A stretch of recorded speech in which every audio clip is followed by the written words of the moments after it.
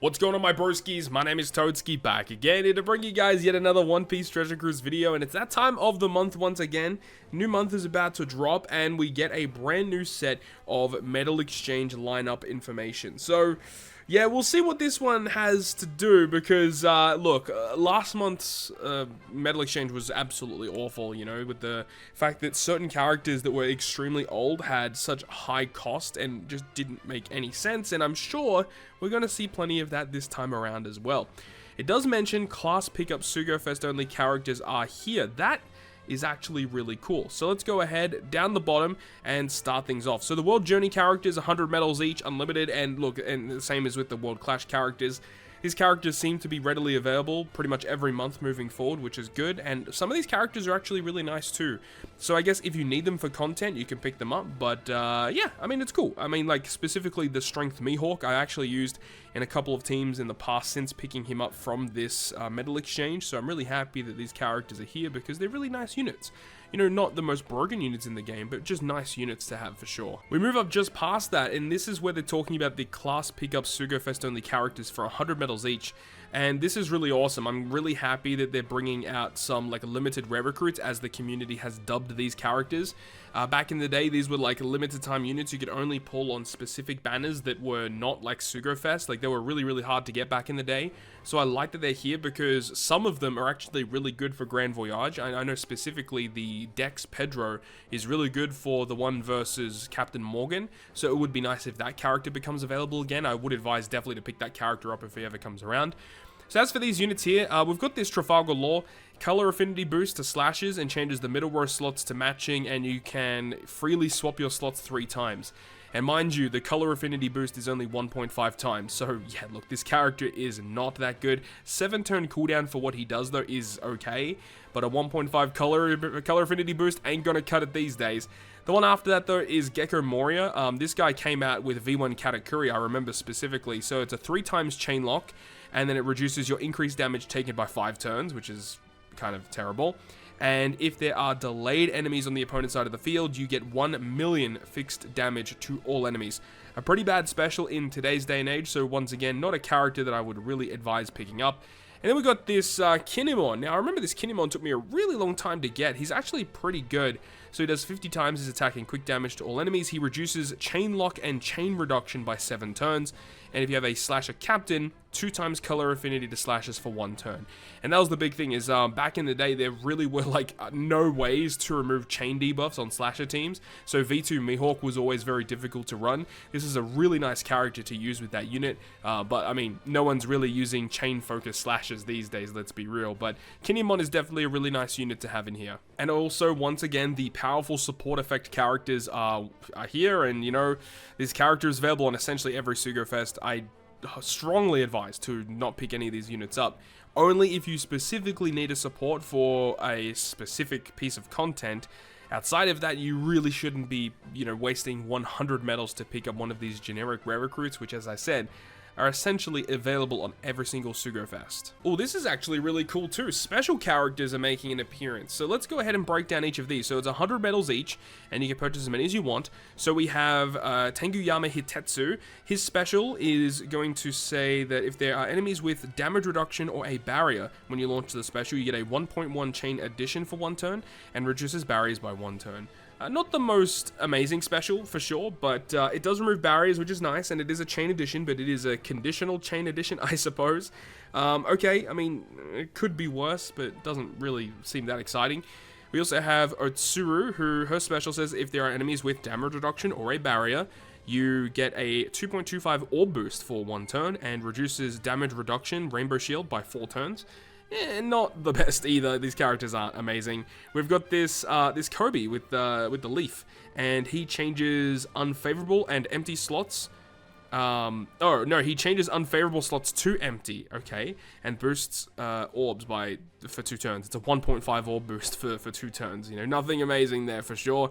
And then we have Rebecca, another rain unit. So we've got changes friend captain slot into matching and heals 3000 HP. Yo, that's absolutely busted. Definitely not worth the 100 medals for sure. These are just collector style units that you're most likely never going to use in content, but hey, You never know, right? You just never know. But they are available. I probably would advise not picking them up. Oh, nice. And we've got some past treasure map rare recruits too. These are some actually really good ones too. So we've got Sun Goro, and his support effect attaches to Komurasaki or obviously Hiyori. And if you use the special of the unit, you get a 2.75 chain lock. Really useful to have. I mean, the actual special itself reduces chain lock and paralysis by 4. You get a 2.75 chain lock. Like, it's fine, but that support effect is the big thing. Really, really nice to have. We have this Frankie, which I actually don't think I own this Frankie, so I'm definitely going to be picking him up. Special reduces threshold by 5, you get an all block for 1 turn, and you get a color affinity boost for strength and psi. I mean, it is what it is. And the support effect to Usopp and Komurasaki, if you land it perfect while this support is attached, you get a removal of threshold by 1. That's a very good support, and we'll definitely see play, so that's very, very good.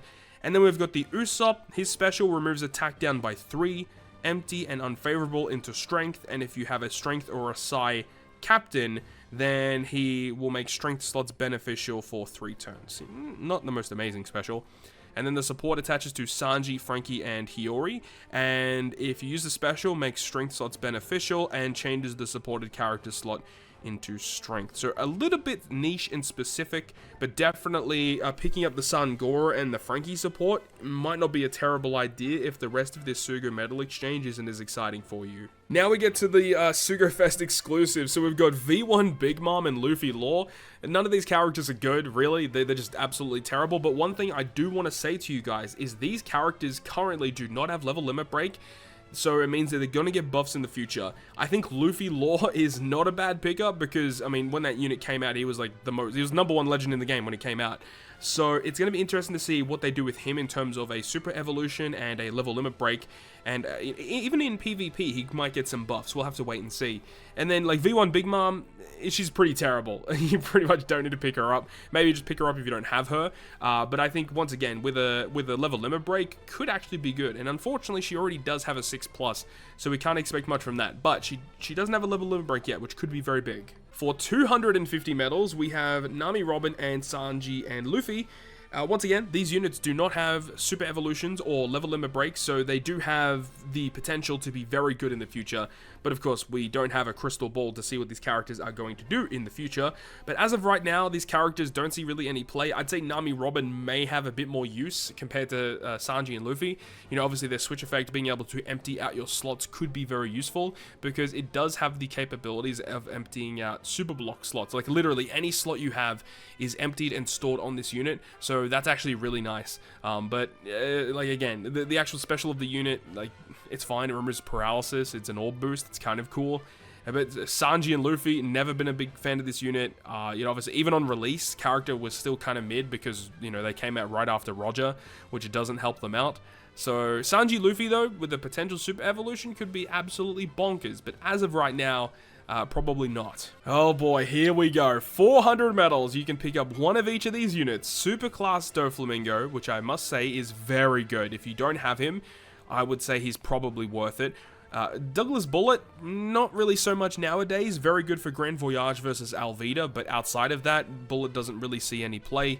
V1 Nami, obviously very good versus the Arlong challenge, so if you still need some copies of Nami, potentially picking her up, yeah, but it is 400 medals, and it's an old unit that's available in a lot of Legend tickets, so Nami, I don't know, picking up for 400 medals is a bit expensive. And then V1 Shanks, like, that's just a slap in the face. Like, really, dude? Like, no one even uses V1 Shanks for that Grand Voyage anymore. It's all about Cat Dog, and, you know, you can do some really cool stuff with it, but V1 Shanks, man? Like, no one's really using this unit anymore. That's, yeah, I don't like that. That is a terrible decision from Bandai's end. Those last two units, and I understand what they're doing. You know, these characters are a little bit more valuable because they are good for certain Grand Voyages. But, like, come on, dude. Really? Really? Yeah, I'm not a fan of that at all. And then the last tier of characters, the 600 medal tier for Black Maria and Who's Who. No, just no. They are not worth 600 medals. I mean, like, Black Maria has a very good support. I don't think we can see it here, can we? We can't see it here, but her support removes 2 turns of paralysis and can attach to any of the Toby Ropo. That's very good. But who's who? I mean, he's maybe good on a fighter powerhouse team in Rumble, but that's basically it. For 600 medals, dude. Yeah, this is a very disappointing medal exchange. And I would have thought that maybe for the anniversary, they were going to do something exciting for the medal exchange. Like, I think it would have been really cool if there was a Super Sugo-Fest exclusive character available. Maybe like V1 Odin, V1 Roger for people that wanted to pick those units up. I think that would have been a really neat addition here. But no, we're not even getting that. At least they're adding like limited time rare recruits, but ugh. Yeah, like it's not a very exciting exchange list. I mean, like the Kinemon is kind of nice for people that don't have him. The TM rare recruits is really big this month. That's a big plus. But the rest of it's kind of mid. I mean, like potential buffs to the 250 and the 150 medal units in the future. The 400 medal units are a slap in the face, but I must say Doflamingo is actually a really good pickup because his captain ability and special are very strong. And then 600 medals for Toby Roper Legends? Get out of here, dude. Man, yeah, very uneventful medal exchange this time around. But let me know your thoughts and opinions about the medal exchange this time. Yeah, it's not great, but that's going to wrap it up for me. Just wanted to give you guys the breakdown and my opinions on it. Hopefully you enjoyed this video. If you guys did, make sure to go ahead and leave a like. And if you want to stay up to date with all the content I post, including more One Piece Treasure Cruise content, make sure to hit the subscribe button down below. On that, guys, I'll see you guys within the next video.